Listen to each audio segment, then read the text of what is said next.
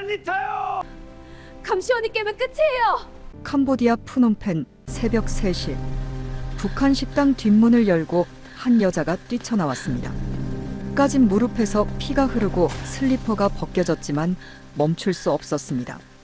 그녀가 오토바이에 올라타는 순간 어둠 속에 숨어있던 9대의 오토바이가 동시에 출발했습니다. 누가 뒤를 쫓더라도 어느 오토바이에 그녀가 타 있는지 알 수 없도록. 대체 그녀는 왜 이 목숨을 건 탈출을 감행해야 했을까요? 이야기를 시작하기에 앞서 구독과 좋아요를 눌러주시기 바랍니다. 제가 태어나고 자란 곳은 평양입니다. 대동강구역이라고 강 바로 옆에 있는 동네였어요. 봄이면 대동강 2개 벚꽃이 피고 가을이면 강바람에 낙엽이 날리고 겉으로 보면 참 아름다운 도시였습니다. 아파트도 반듯하고 거리도 깨끗하고 사람들도 단정했어요.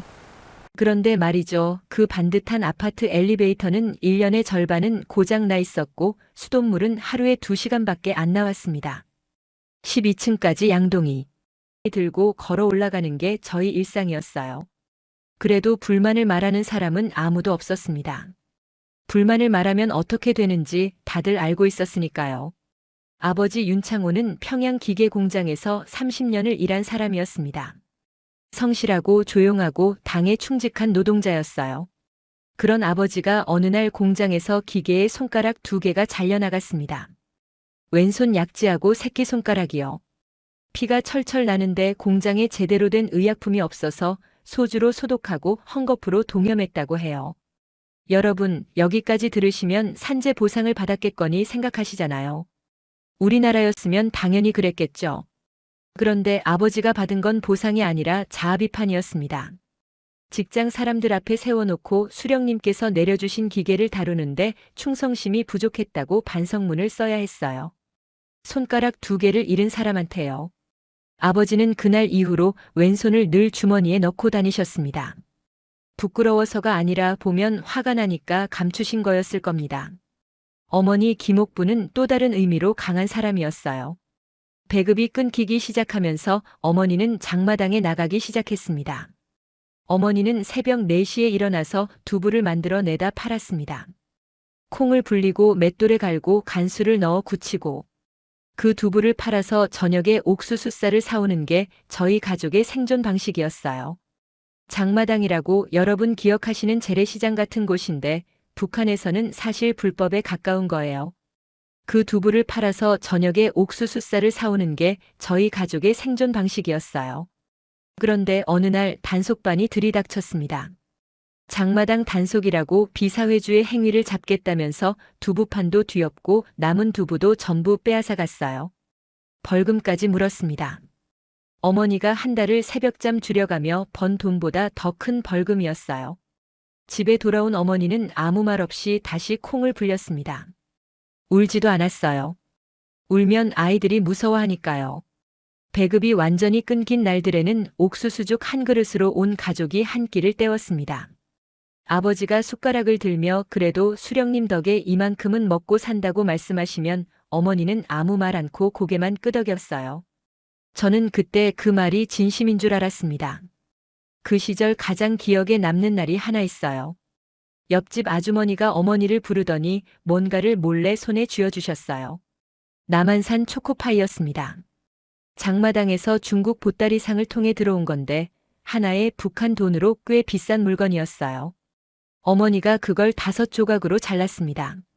아버지, 어머니, 언니 서연이, 저 그리고 남동생. 한 입 크기도 안 되는 조각이었는데 입에 넣는 순간 세상에 이런 맛이 있나 싶었어요. 달콤하고 부드럽고 혀에서 녹는 그 느낌. 그리고 포장지에 적혀있던 글씨가 아직도 기억납니다. 메이드 인 사우스 코리아.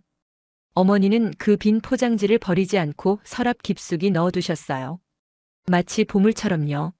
나중에 알았는데 어머니는 남한산 화장품 빈통도 하나 간직하고 계시더라고요.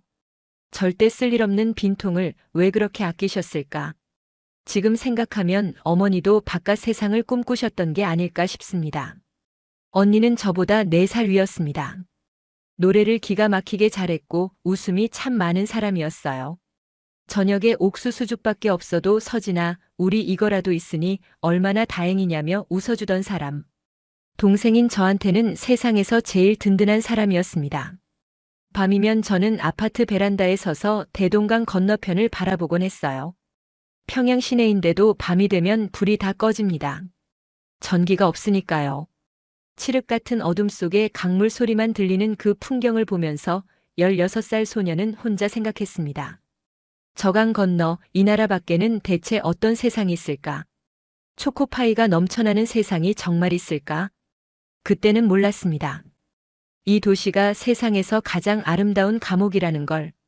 그리고 그 감옥에서 빠져나오는데 제 인생의 모든 것을 걸어야 한다는 것도요. 20살이 되던 해 저는 연락소라는 곳에 배치됐습니다. 연락소라고 하면 좀 생소하실 텐데 쉽게 말하면 통신 업무를 담당하는 기관이에요. 전화 연결하고 문서 전달하고 그런 일을 하는 곳이죠. 평양 출신의 성분이 괜찮다 보니 배치받을 수 있었던 자리였습니다.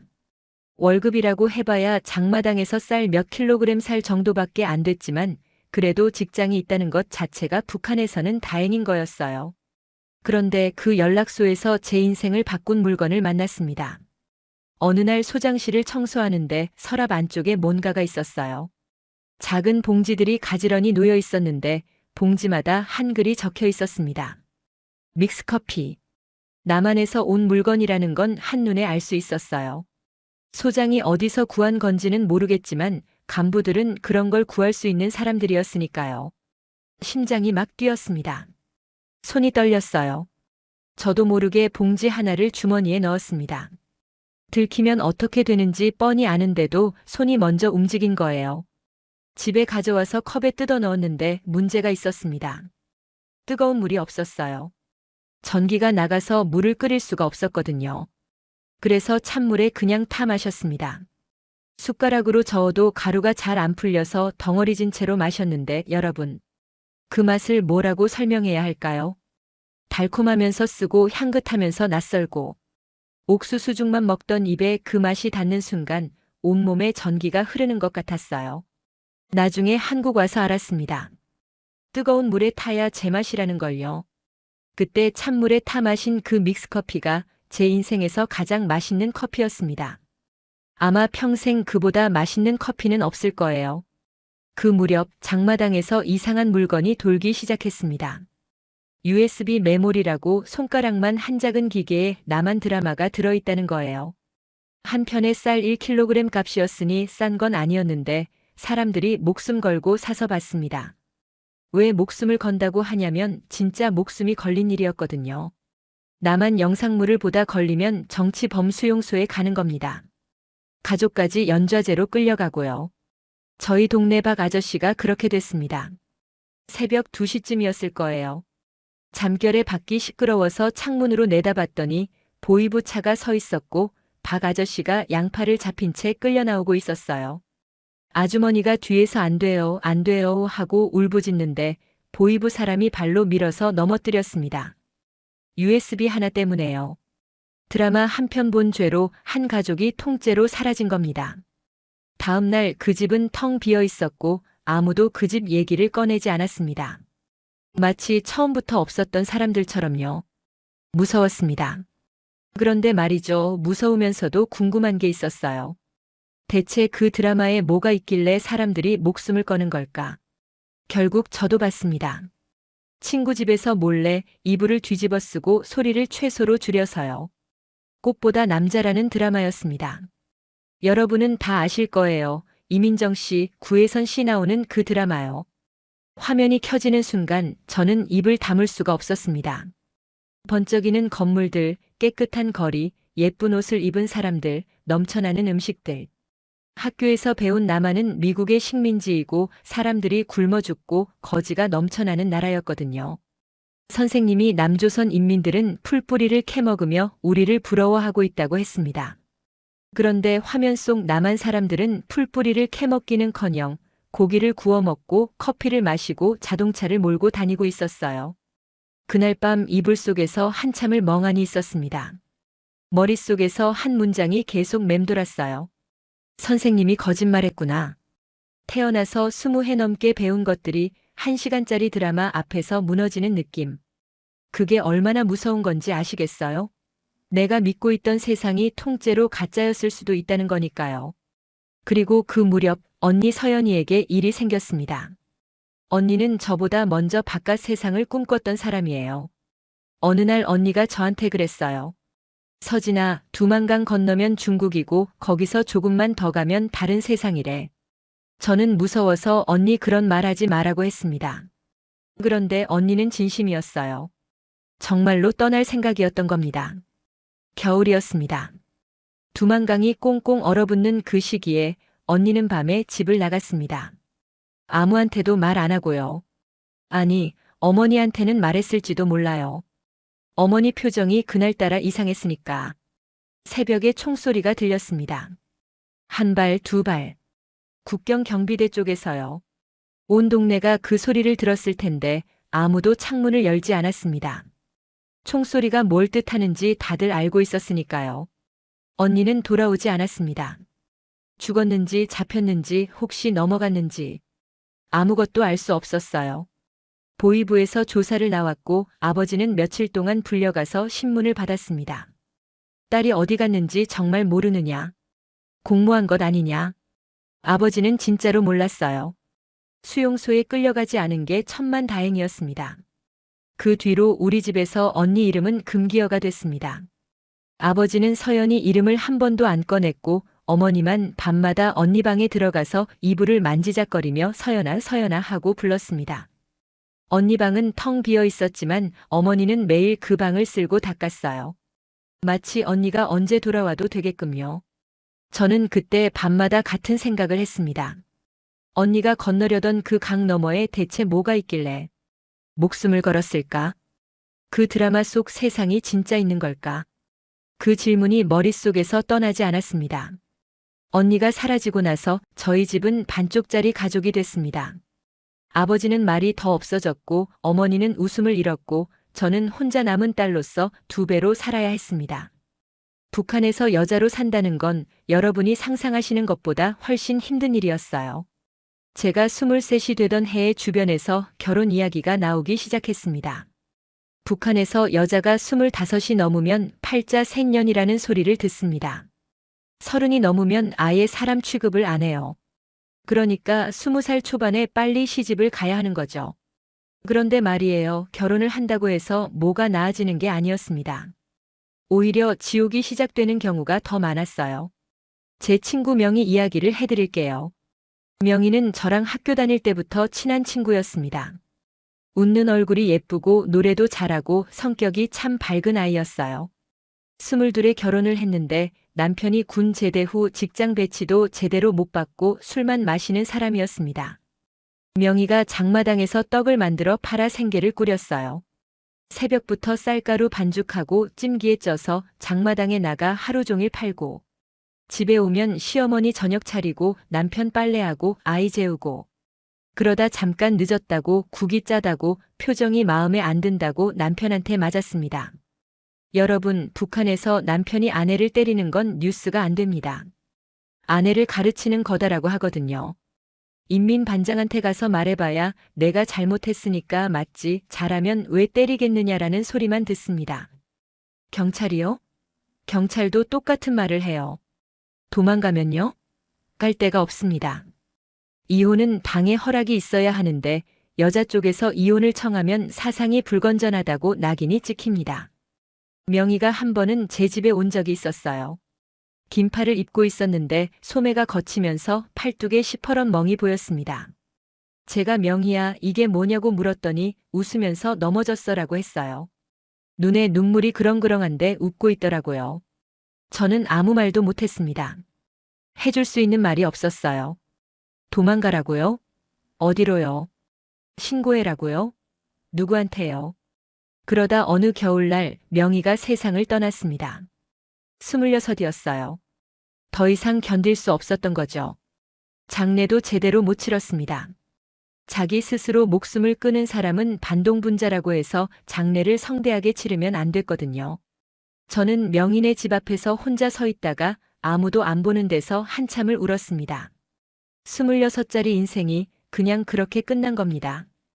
아무도 책임지지 않았어요. 남편은 석 달 뒤에 재혼했다는 소리를 들었습니다.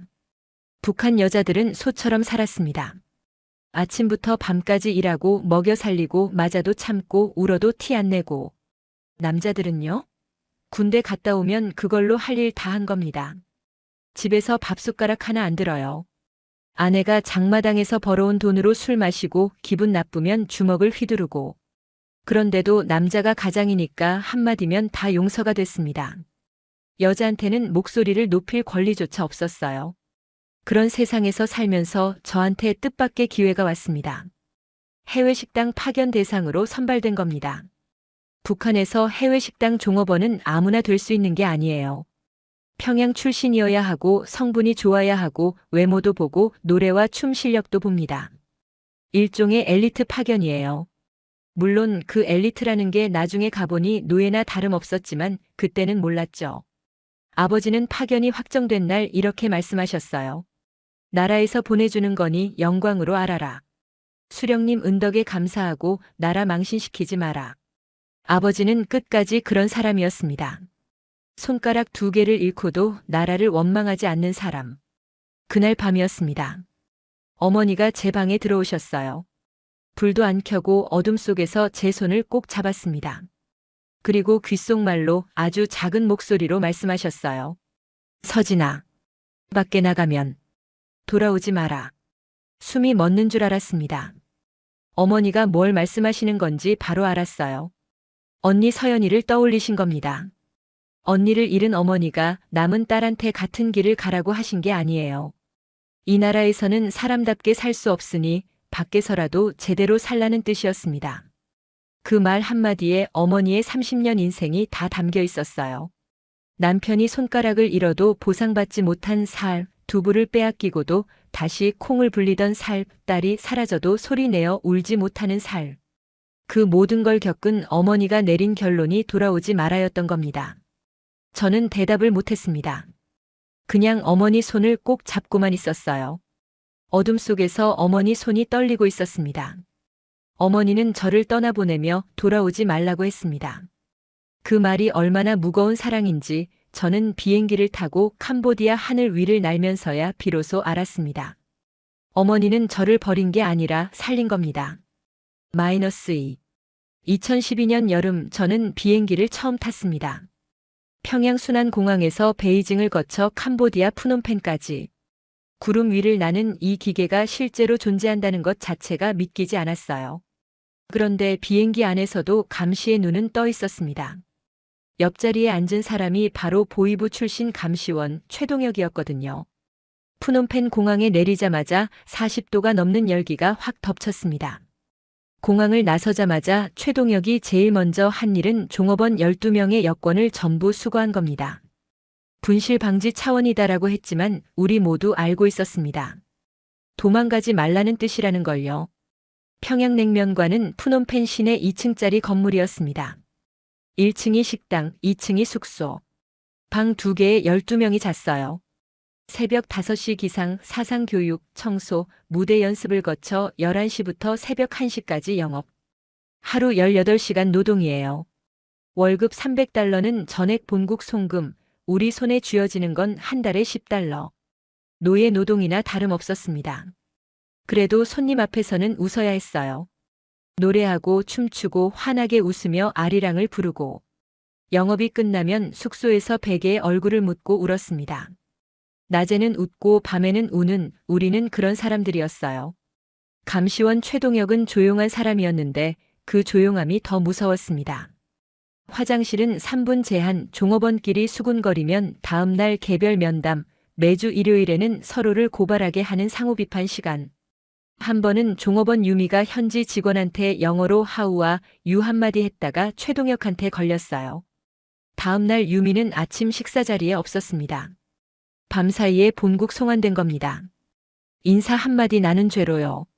이곳은 식당이 아니라 감옥이었습니다. 냉면과 노래가 있는 감옥. 그런 감옥에서 사고가 터진 날이 있었습니다. 손님이 유난히 많은 저녁이었어요. 창가 4번 테이블에 한국 남자 손님이 혼자 앉아 있었고 냉면을 들고 그쪽으로 가는데 옆 테이블 손님이 갑자기 의자를 뒤로 빼면서 제 팔을 쳤습니다. 냉면 그릇이 기울었어요. 차가운 국물이 그 남자의 바지 위로 쏟아졌습니다. 순간 세상이 멈췄습니다. 여러분은 그게 뭐 대단한 일이냐 싶으시겠죠? 한국 식당이면 괜찮아요. 한마디면 끝나는 거잖아요. 그런데 이 식당에서 손님한테 실수하면 감시원한테 보고가 올라갑니다. 가벼우면 새벽 청소 처벌, 무거우면 본국 송환 사유에 기록돼요. 유미가 인사 한마디에 사라졌는데 손님 옷에 국물을 쏟았으면 어떻게 되겠어요? 저는 얼어붙었습니다. 입술이 떨리는데 사과가 안 나왔어요. 최동혁이 홀 반대편에서 이쪽을 보고 빠른 걸음으로 다가오고 있었습니다. 그때 그 남자가 먼저 일어섰어요. 국물이 뚝뚝 떨어지는 바지를 내려다보더니 저한테가 아니라 다가오는 최동혁을 보며 말했습니다. 아, 제가 팔을 뻗다가 부딪힌 거예요. 이분 잘못 아닙니다. 그리고 저한테 고개를 숙였어요. 미안합니다. 제가 조심했어야 하는데. 손님이 종업원한테 고개를 숙인 겁니다. 국물을 뒤집어 쓴 사람이 쏟은 사람한테요. 최동혁이 발걸음을 멈췄습니다. 손님이 자기 잘못이라고 하는데 더 나설 명분이 없었던 거예요. 그 사람이 강민호였습니다. 32살 캄보디아에서 의류 무역을 하는 한국 사람. 젖은 바지를 냅킨으로 대충 닦고 남은 냉면을 다 먹고 나가면서 저한테 다음에 또 올게요라고 웃으며 말했습니다. 여러분, 저는 그때까지 살면서 누군가가 저를 감싸준 적이 한 번도 없었습니다. 아버지가 손가락을 잃었을 때도, 어머니가 두부를 빼앗겼을 때도, 언니가 사라졌을 때도 아무도 나서지 않았어요. 북한에서는 남을 감싸면 같이 처벌받으니까요. 그런데 이 사람은 자기 바지에 국물을 뒤집어 쓰고도 저를 지켜줬습니다. 적이라고 배운 나라의 사람이 태어나서 처음으로 저를 감싸준 겁니다. 그날 밤 2층 침대에 누워서 천장을 보며 한참을 생각했습니다. 바지에 국물이 쏟아지는데 웃고 있던 그 얼굴이 자꾸 떠올랐어요.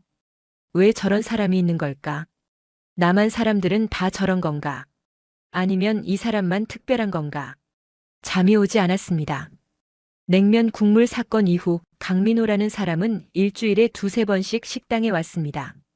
항상 같은 자리, 창가 옆 4번 테이블. 냉면을 시키고 반찬을 먹고 계산하고 나가면서 잘 먹었습니다라고 인사하고요. 그 사람이 올 때마다 저는 심장이 이상하게 뛰었어요. 국물 묻은 바지를 닦으면서 웃던 그 얼굴이 자꾸 떠올랐거든요. 최동혁 앞에서 제 잘못입니다라고 막아주던 그 목소리가 귀에 남았습니다. 부드럽고 차분하고 뭐랄까. 명령하는 말투가 아니라 감싸주는 말투. 북한에서는 한 번도 들어본 적 없는 그런 말투였어요. 어느 날 민호가 계산을 하면서 제 손에 거스름돈과 함께 뭔가를 쥐어줬습니다. 접힌 냅킨이었어요. 손가락 끝에 종이가 닿는 순간 온몸이 얼어붙었습니다. 주위를 둘러봤어요. 최동혁은 식당 반대편에서 다른 종업원을 감시하고 있었고 CCTV 빨간 불빛은 카운터 위를 비추고 있었습니다. 저는 그 냅킨을 앞치마 주머니에 밀어 넣었습니다. 손이 떨렸지만 표정은 평소처럼 유지했어요. 이 식당에서 살아남으려면 표정 관리가 생명이었으니까요. 화장실에 들어가서 냅킨을 펼쳤습니다. 작은 글씨로 3글자가 적혀 있었어요. 힘내세요. 그 3글자를 읽는데 눈물이 났습니다. 왜 우는지도 모르겠는데 눈물이 멈추지 않았어요. 3분. 화장실 제한 시간이 3분이니까 2분 안에 울음을 그치고 냅킨을 찢어서 변기에 버리고 세수를 하고 나가야 했습니다. 물을 내리면서 생각했어요. 이 사람은 왜 나한테 이러는 걸까? 위험한 줄 모르는 걸까? 아니면 알면서도 그러는 걸까? 그날 이후 저는 식당 안 CCTV 위치를 전부 외우기 시작했습니다. 홀에 4대, 주방에 2대, 입구에 1대, 숙소 복도에 1대. 총 8대. 한 대 한 대 각도를 외웠어요. 그리고 찾아냈습니다. 홀 왼쪽 구석, 큰 화분 뒤편에 약 40cm 정도 되는 사각지대가 있었어요. 카메라 2대의 각도가 겹치지 않는 구간. 거기서 3초 정도 아주 짧은 시간 동안 눈에 띄지 않을 수 있었습니다. 3초. 제 인생을 바꾼 건 그 3초였어요. 민호가 식당에 올 때마다 저는 서빙을 핑계로 그 화분 근처를 지나갔습니다. 민호도 자연스럽게 그 자리 근처 테이블에 앉기 시작했고요. 쪽지를 건네받고 쪽지를 남기고 냅킨 아래 접시 및 물컵 받침 뒤 3초 안에 손끝으로 밀어넣고 3초 안에 꺼내고 그렇게 우리는 대화를 시작했습니다. 목소리가 아니라 손끝으로 하는 대화. 어디서 왔어요? 평양이요.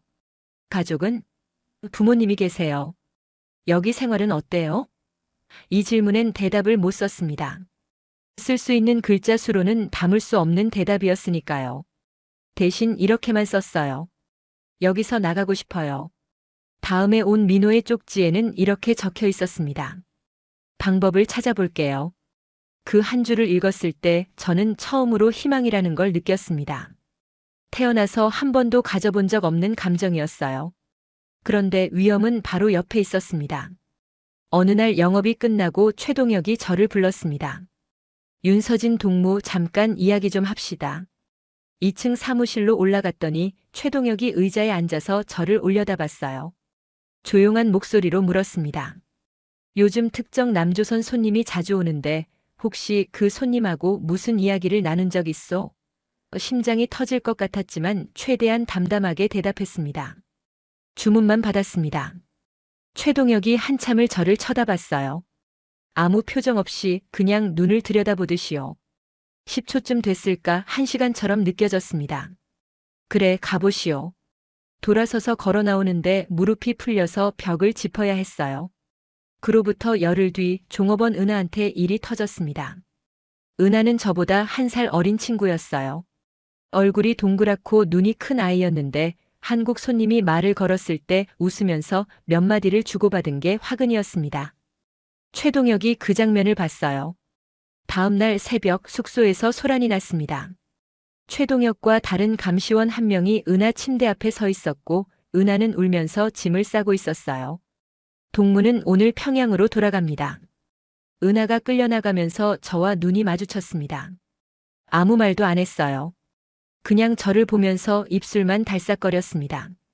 뭐라고 하려는 건지 인사인지 도움을 구하는 건지. 저는 이불 속에서 고개를 돌려버렸습니다. 눈을 마주칠 수가 없었어요. 마주치면 다음은 제 차례가 될 수도 있었으니까요.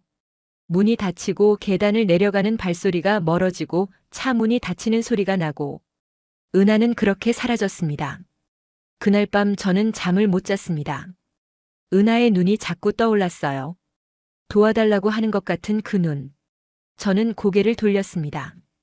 비겁했어요. 유미 때도 그랬고 은하 때도 그랬고 누가 잡혀가도 저는 아무것도 못했습니다. 그리고 일주일 뒤 본국에서 통보가 왔습니다. 윤서진 동무 3개월 후 평양으로 복귀하시오. 머릿속이 하얘졌습니다. 3개월. 90일. 평양으로 돌아가면 어떻게 되는 걸까? 최동혁이 저를 의심하고 있다는 건 느끼고 있었어요. 돌아가면 조사를 받겠죠. 쪽지 교환이 발각되면 수용소. 발각되지 않더라도 다시 평양의 그 삶으로 돌아가는 겁니다. 옥수수죽을 먹고 감시를 받고 숨을 죽이며 사는 살. 명희처럼 무너지거나 유미처럼 사라지거나 언니 서연이처럼 총소리 속에 잊히는 살. 그날 밤 저는 숙소 화장실에서 몰래 빼돌린 전화기로 민호에게 전화를 걸었습니다. 손가락이 너무 떨려서 번호를 3번이나 잘못 눌렀어요. 신호가 갔고 민호가 받았습니다. 서진 씨? 저 돌아가야 해요. 3개월 후에 평양으로요. 전화기 너머에서 한동안 침묵이 흘렀습니다. 그리고 민호가 말했어요. 보고 싶어요. 방법을 찾아볼게요. 제가 꼭 데리고 나갈게요. 전화를 끊고 화장실 바닥에 주저앉았습니다. 울음이 터져 나왔는데 소리를 내면 안 되니까 수건을 입에 물고 울었어요. 무서웠습니다. 그런데 무서운 것보다 더 강한 감정이 있었어요. 살고 싶다는 거. 사람답게 자유롭게 숨 쉬면서 살고 싶다는 거. 이 식당에서 나가고 싶다는 거. 이 남자 곁에서 살고 싶다는 거. 돌아가면 언니처럼 될 거라는 걸 알았습니다. 남은 시간은 90일. 저는 태어나서 처음으로 살기 위해 도망치기로 결심했습니다. 탈출을 결심하고 나서 가장 무서웠던 건 기다리는 시간이었습니다. 민호가 방법을 찾아볼게요라고 했지만 저는 매일 아침 눈을 뜰 때마다 세었어요. 87일, 86일, 85일. 숫자가 줄어들 때마다 가슴이 조여왔습니다. 최동혁은 여전히 저를 지켜보고 있었고 저는 아무 일 없다는 듯 매일 웃으며 냉면을 나르고 노래를 부르고 감사합니다 인사를 했습니다. 속에서는 불이 나고 있는데 겉으로는 웃어야 하는 그 느낌. 미칠 것 같았어요. 민호에게서 연락이 온 건 90일 중 30일이 지났을 때였습니다. 쪽지가 아니라 몰래 빼돌린 전화기로요. 민호는 캄보디아에서 오래 사업을 하면서 알게 된 현지 브로커를 찾았다고 했어요. 한국인 선교사를 통해 소개받은 사람인데 과거에 탈북자를 도운 경험이 있다고 했습니다. 저는 물었어요. 믿을 수 있는 사람이에요? 민호가 잠깐 침묵하더니 이렇게 대답했습니다. 100% 믿을 수 있는 사람은 없어요. 그래도 이 사람이 최선입니다. 그 브로커를 통해 작전이 짜여지기 시작했습니다. 여러분 들으시면 영화 같다고 하실 텐데 진짜 겪어보면 영화가 아니라 악몽이에요. 작전 구성은 이랬습니다. 오토바이 10대. 미행을 따돌리기 위해 여러 방향으로 흩어지는 용도예요. 차량 5대. 구간별로 갈아타면서 푸놈펜을 빠져나가는 거죠. 유심칩은 수시로 교체해서 전화 추적을 맡고요. 현지 조력자가 7명. 각 구간마다 길 안내와 경찰 동향을 살피는 역할이었습니다. 이걸 준비하는데 민호가 얼마를 썼는지 저는 나중에야 알았어요. 제 목숨값이 얼마인지 그때는 물어볼 여유가 없었습니다. 탈출 이틀 전 저는 일부러 사상 학습 시간에 모범적으로 참여했습니다. 손을 번쩍 들고 발표도 하고 평양에 돌아가서 수령님께 충성하겠습니다라고 말했어요. 최동혁이 만족스러운 표정으로 끄덕이는 걸 보면서 속으로 생각했습니다. 미안하지만 이틀 후면 저는 여기 없을 겁니다. D-데이. 그날은 토요일이었습니다.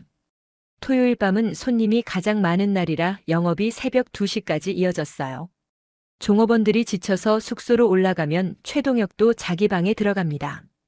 보통 새벽 3시쯤이면 건물 전체가 조용해져요. 그 시간을 노렸습니다. 새벽 3시 10분. 저는 침대에서 일어났습니다. 미리 싸둔 건 아무것도 없었어요. 짐을 싸면 들킬 수 있으니까요. 옷 한 벌 그대로 주머니에 전화기 하나만 넣고 화장실 간다는 핑계로 복도에 나왔습니다. 심장이 귀까지 올라온 것 같았어요. 복도 CCTV 빨간 불이 깜빡거리고 있었는데 제가 화장실 방향으로 가는 건 이상할 게 없었습니다. 매일 밤 화장실은 가니까요. 화장실을 지나쳐 비상계단으로 내려갔습니다. 계단 하나하나 밟을 때마다 삐걱 소리가 나는데 그 소리가 총소리처럼 크게 느껴졌어요. 1층 뒷문. 잠겨 있었습니다. 이건 미리 확인해뒀어요. 안쪽에서 잠금쇠를 밀면 열리는 구조였거든요. 떨리는 손으로 잠금쇠를 밀었습니다. 철컥. 그 소리가 건물 전체에 울린 것 같았지만 아무도 나오지 않았습니다. 뒷문을 열고 나가니 골목이었어요. 캄보디아의 밤 공기가 덥고 축축하게 얼굴에 닿았습니다. 30m쯤 앞에 오토바이 한 대가 시동을 켜고 기다리고 있었어요. 헬멧을 쓴 남자가 손짓했습니다. 뛰었습니다. 슬리퍼를 신고 뛰는데 발이 미끄러져서 한번 넘어졌어요. 무릎이 까졌는데 아프지 않았습니다. 아드레날린이라는 게 이런 거구나. 그때 처음 알았어요. 오토바이 뒤에 올라타자마자 출발. 골목을 빠져나가는데 30초도 안 걸렸습니다. 푸놈펜 시내를 오토바이로 달리는데 뒤에서 다른 오토바이들이 따라오고 있었어요. 작전대로 움직이는 아군 오토바이들이었습니다. 교차로마다 한 대씩 다른 방향으로 흩어졌어요. 혹시 누가 뒤를 쫓더라도 어느 오토바이에 제가 탔는지 모르게 하려는 거죠. 첫 번째 차량 환승 지점까지 약 15분. 오토바이에서 내려 대기하고 있던 승합차에 올라탔습니다. 민호는 그 차 안에 있었어요. 어둠 속에서 민호의 얼굴을 보는 순간 울음이 터질 뻔했지만 참았습니다. 아직 끝난 게 아니니까요. 차가 출발하고 20분쯤 지났을 때 민호의 전화기가 울렸습니다. 브로커였어요. 식당 쪽에서 움직임이 있다. 불이 켜졌다. 최동혁이 알아챈 겁니다. 새벽 4시도 안 됐는데. 아마 CCTV를 확인했겠죠. 뒷문이 열린 기록, 제가 화장실에서 돌아오지 않은 것. 차 안 공기가 얼어붙었습니다. 민호가 운전사한테 말했어요. 루트 바꿔요. 이번 교차로에서 좌회전. 원래 계획된 길이 아닌 우회 루트로 들어갔습니다. 좁은 골목, 어두운 주택가 사이로. 한 번은 맞은편에서 경찰 오토바이가 달려오는 걸 봤어요. 저도 모르게 민호의 팔을 움켜잡았습니다. 경찰 오토바이는 우리를 스치듯 지나가서 반대 방향으로 사라졌어요. 우리를 쫓는 건지 그냥 순찰인지 알 수 없었습니다. 그 몇 초가 평생처럼 길었어요. 두 번째 차량으로 갈아탈 때 문제가 생겼습니다. 환승 지점에 차가 없었어요. 브로커에게 전화했더니 10분만 기다려라, 경찰이 근처를 지나가서 잠깐 빠졌다고 했습니다. 캄보디아 새벽 거리에 한국 남자와 북한 여자가 둘이 서 있는 겁니다. 10분이 1시간처럼 느껴졌어요. 민호가 제 손을 잡았습니다. 처음으로 손을 잡은 거였어요. 따뜻했습니다. 떨리고 있었지만 따뜻했어요. 차가 왔고 다시 출발. 푸놈펜을 완전히 벗어나 국도로 접어들었을 때 동이 트기 시작했습니다. 하늘이 붉어지는 걸 차창 너머로 보면서 저는 생각했어요. 평양냉면관에서는 지금쯤 난리가 났겠구나. 최동혁이 본국에 보고했겠지. 윤서진 탈주. 이 네 글자가 평양까지 날아가면 우리 부모님은 어떻게 되는 걸까? 그 생각이 드는 순간 가슴이 찢어지는 것 같았습니다. 어머니가 말씀하셨잖아요. 돌아오지 말라고. 그래서 지금 도망치고 있는 건데 그 대가를 어머니와 아버지가 치르게 될 수도 있다는 걸 저는 알고 있었어요. 알면서도 멈출 수 없었습니다. 이미 뒷문을 열어버렸으니까요. 5시간을 달려 푸놈펜에서 150km 떨어진 시엠레아프의 안전가옥에 도착했습니다. 낡은 2층 집이었어요. 브로커가 문을 열어줬고 안으로 들어가는 순간 다리에 힘이 풀려서 바닥에 주저앉았습니다. 민호가 뒤에서 저를 안아줬어요. 아무 말도 안 했습니다. 저도 아무 말 못했어요. 그냥 바닥에 앉아서 둘 다 한참을 울었습니다. 살았다고 생각했습니다. 하지만 진짜 지옥은 국경을 넘는 것이었습니다. 시엠레아프 안전가옥에서 이틀을 숨어 지냈습니다. 낡은 2층 집 2층 방에서 커튼도 못 열고 불도 안 켜고 낮에는 잠을 자고 밤에만 조금씩 움직였어요. 브로커가 하루에 한 번 밥을 가져다 줬는데 캄보디아식 볶음밥이었습니다. 입에 뭘 넣어도 모래를 씹는 것 같았어요. 목구멍으로 넘어가질 않았습니다. 이틀째 밤 브로커가 심각한 얼굴로 올라왔습니다. 식당 쪽에서 캄보디아 경찰에 신고를 넣었다. 납치당한 자국민이라고 했다. 납치요. 저는 제 발로 나온 건데 북한 쪽에서는 저를 납치 피해자로 신고한 겁니다. 캄보디아 경찰이 수배를 시작하면 이 안전가옥도 안전하지 않았어요. 브로커가 말했습니다. 내일 밤에 출발해야 합니다. 태국 국경으로요. 태국까지 가면 한국 대사관이 있고 거기서 보호를 받을 수 있다는 건 민호에게 들어서 알고 있었습니다. 문제는 가는 길이었어요. 정식 국경 검문소를 통과하면 여권 확인해서 걸립니다. 저는 여권이 없으니까요. 최동혁이 가지고 있었으니까. 그래서 밀림이었습니다. 캄보디아와 태국 사이 국경 밀림을 도보로 넘어야 했어요.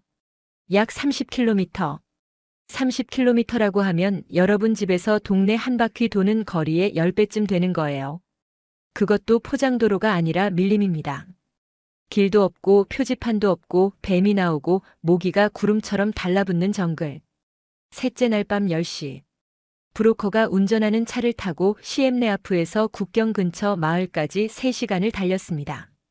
마을 끝자락에서 차를 세우고 거기서부터는 걸어야 했어요. 브로커가 안내인 한 명을 소개해줬습니다. 캄보디아 현지인이었는데 얼굴도 제대로 안 보이는 어둠 속에서 손전등 하나만 들고 앞장섰어요. 민호가 제 뒤에서 걸었습니다. 처음 1시간은 괜찮았어요. 흘길이 있었고 달빛이 조금 비쳤으니까요. 문제는 밀림 깊이 들어가면서부터였습니다. 풀이 허리까지 올라왔어요. 발밑에 뭐가 있는지 하나도 안 보이는데 밟을 때마다 뭔가가 바스락거리고 스르륵 지나가는 느낌이 나는 겁니다. 뱀인지 도마뱀인지 모르겠지만 소리가 날 때마다 온몸이 굳었어요. 모기는 말할 것도 없었습니다. 팔뚝, 목, 얼굴에 수십 마리가 달라붙었는데 쫓을 여유가 없었어요. 한 손으로 풀을 헤치고 한 손으로 나뭇가지를 붙잡으며 미끄러지지 않게 버티는 것만으로도 온 힘을 다했으니까요.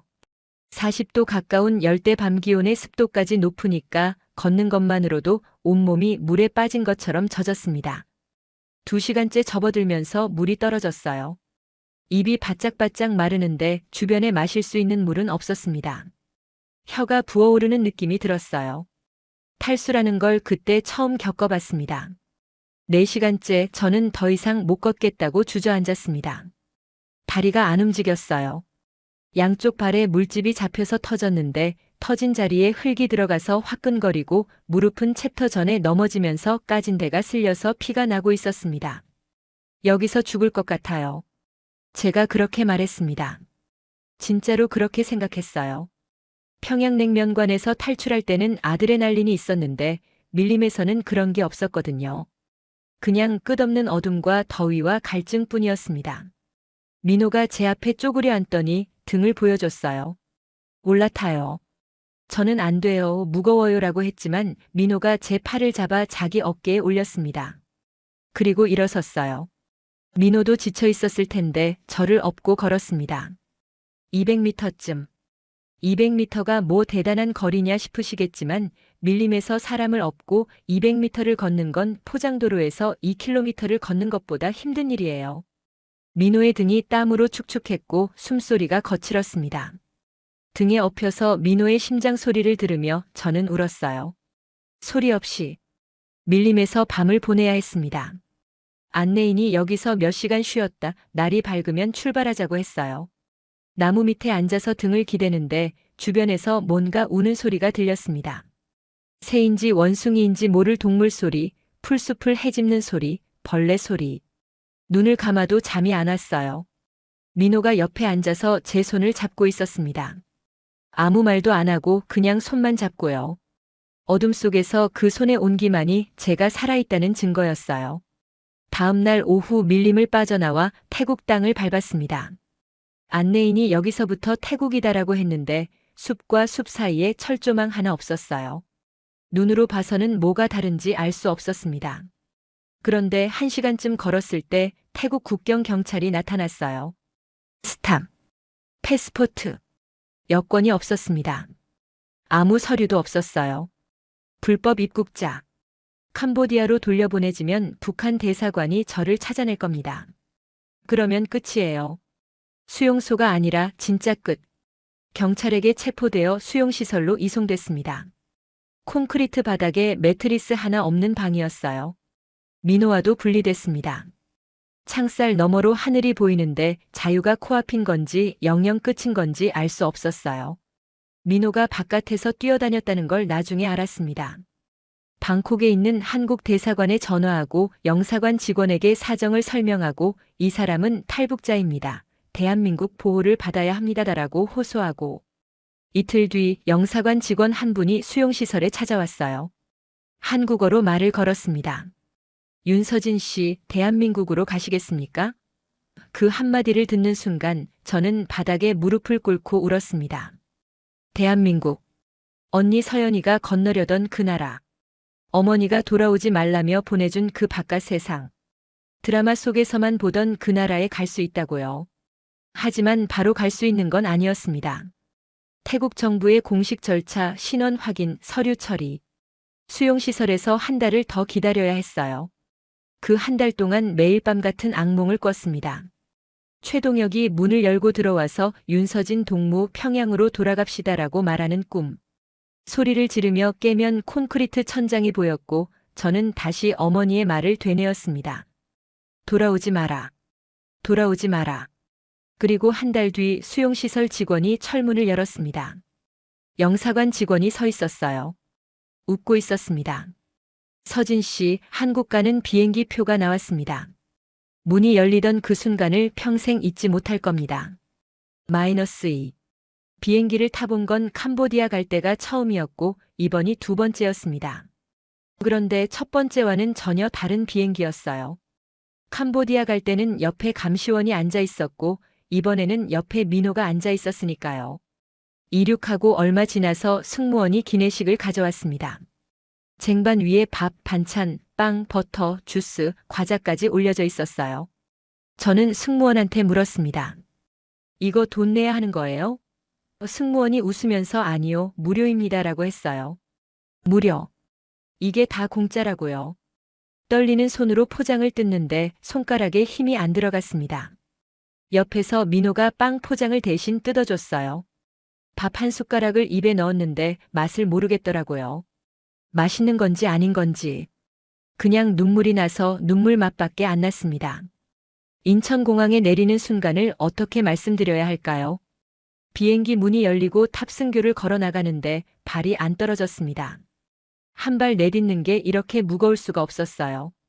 이게 진짜인가? 꿈이면 어떡하지? 수용시설에서 맨날 꾸던 악몽처럼 눈 뜨면 콘크리트 천장이 보이는 거 아닌가? 민호가 제 손을 잡고 다 왔어요 라고 했을 때서야 아, 진짜구나. 진짜 한국이구나. 공항 안으로 들어가는데 에스컬레이터라는 게 있었습니다. 바닥이 저절로 움직이는 계단이에요. 캄보디아에서도 본 적은 있었지만 타본 적은 없었거든요. 식당 밖을 나갈 수가 없었으니까. 한 발을 올렸는데 바닥이 움직이니까 중심을 못 잡고 넘어졌습니다. 엉덩방아를 찧었어요. 지나가던 할머니 한 분이 어머 괜찮아요? 하면서 손을 내밀어 일으켜 주셨습니다.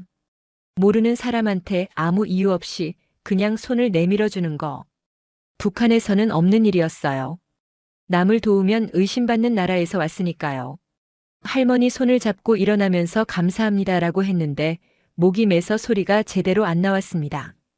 공항 편의점에 들어갔을 때는 진짜 다른 행성에 온 줄 알았어요. 진열대에 과자, 음료, 삼각김밥, 컵라면, 초콜릿, 커피가 빼곡하게 쌓여 있었습니다. 믹스커피도 있었어요.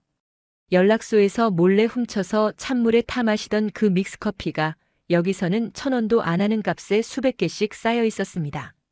저는 직원한테 물었어요. 이거 다 사도 되는 거예요? 직원이 어리둥절한 표정으로 네, 그럼요라고 했습니다. 다 사도 되는 거. 골라서 돈 내고 가져가면 되는 거. 아무도 안 잡아가는 거. 그게 그렇게 어려운 일이 아니라는 걸 저는 30 가까이 되어서야 처음 알았습니다. 하나원이라는 곳에서 석 달을 보냈습니다. 탈북자들이 남한 생활에 적응하도록 도와주는 교육기관이에요. 거기서 정말 많은 걸 처음 배웠습니다. 카드로 물건 사는 법, 인터넷 검색하는 법, 지하철 타는 법, 은행 ATM 쓰는 법. 말투도 고쳐야 했어요. 북한에서는 뭐래요? 라고 하는데 남한에서는 뭐라고요? 라고 하더라고요. 처음에는 마트에 갈 때마다 당황했습니다. 물건이 너무 많아서 뭘 골라야 할지 모르겠는 거예요. 북한에서는 고를 게 없었거든요. 있는 거 그거 하나 사면 되는 건데. 여기는 라면만 해도 수십 종류잖아요. 선택할 수 있다는 것 자체가 자유라는 걸 그때 깨달았습니다. 하나원에서 인터넷을 처음 쓴 날 가장 먼저 검색한 게 있었습니다. 두만강 탈북 사망자. 언니 서연이를 찾고 싶었어요. 혹시라도 이름이 나오지 않을까? 살아서 어딘가에 있지 않을까? 기사를 수십 개 읽었습니다. 이름 모를 탈북자들이 국경에서 총에 맞았다는 기사, 얼어 죽은 채 발견됐다는 기사, 중국으로 넘어갔다가 강제 송환됐다는 기사. 언니 이름은 어디에도 없었어요. 살아있다면 중국 어딘가에 숨어 있을 수도 있고 아니면 그 뒤는 말하기가 어렵습니다. 아직도 모릅니다. 그게 제일 힘든 거예요. 모른다는 게. 하나원을 나오고 민호와 결혼했습니다. 작은 예식장이었어요. 하객이 많지 않았습니다. 민호 쪽 가족과 친구 몇 명, 저는 하나원에서 알게 된 친구 둘. 웨딩드레스를 입고 거울을 보는데 어머니 얼굴이 떠올랐어요. 엄마가 보셨으면 그 한마디를 입안에서 굴리다가 참지 못하고 울었습니다. 화장이 다 번졌는데 메이크업 선생님이 다시 고쳐주면서 행복한 거잖아요. 울어도 돼요라고 했어요. 행복해서 우는 건지 슬퍼서 우는 건지 저도 모르겠었습니다. 결혼하고 몇 달 뒤에 어머니에게 전화가 닿았습니다. 중국에 있는 브로커를 통해 연결된 전화였어요. 연결되기까지 2시간이 걸렸고 통화할 수 있는 시간은 3분이었습니다. 전화기에서 어머니 목소리가 들렸을 때 저는 바닥에 주저앉았습니다. 엄마, 나야. 서진이. 어머니는 한참 동안 아무 말도 못하셨어요. 울음소리만 들렸습니다. 겨우 목소리를 가다듬고 한마디 하셨어요. 살아있구나. 그 3글자에 어머니의 모든 게 담겨 있었습니다. 엄마, 나 잘 살고 있어. 걱정 마. 서연이는 아직. 거기서 전화가 끊겼습니다. 3분이 다 된 거예요. 그 뒤로 어머니에게 다시 전화가 연결되지 않았습니다. 브로커 쪽에서 위험해졌다. 당분간 연락이 어렵다고 했어요. 당분간이라고 했는데 그 당분간이 지금까지 계속되고 있습니다. 지금 저는 대한민국에서 살고 있습니다. 아침에 눈을 뜨면 따뜻한 물이 나오고 편의점에 가면 믹스커피를 살 수 있고 인터넷으로 세상 어디든 볼 수 있고 하고 싶은 말을 할 수 있습니다. 누가 감시하지 않아요. 화장실에 3분 제한도 없어요. 이게 당연한 거잖아요. 그런데 저한테는 당연하지 않았습니다. 매일 아침 커피를 탈 때마다 연락소에서 훔친 그 믹스커피를 찬물에 타 마시던 20살의 저를 떠올립니다. 그때 그 맛이 저를 여기까지 데려온 거예요. 가끔 사람들이 물어봅니다. 후회하지 않아요? 후회요. 자유를 후회할 수 있는 사람이 세상에 어디 있겠습니까? 다만 대가가 있었습니다. 저는 자유를 얻었지만 가족을 잃었어요. 어머니가 지금 어떻게 살고 계신지 모릅니다. 아버지가 살아계신지도요. 언니 서연이가 어디에 있는지도. 그 사람들의 얼굴을 매일 밤 떠올리며 삽니다. 그래서 저는 말합니다. 통일이 되어야 한다고. 대동강 옆 그 아파트에서 옥수수죽을 나눠 먹던 가족이 다시 한 식탁에 앉을 수 있도록. 언니가 건너려다 못 건넌 그 두만강이 더 이상 사람을 갈라놓지 않도록. 어머니의 돌아오지 마라가 아니라 어서 와라를 들을 수 있는 날이 오도록. 저는 그날을 기다리고 있습니다.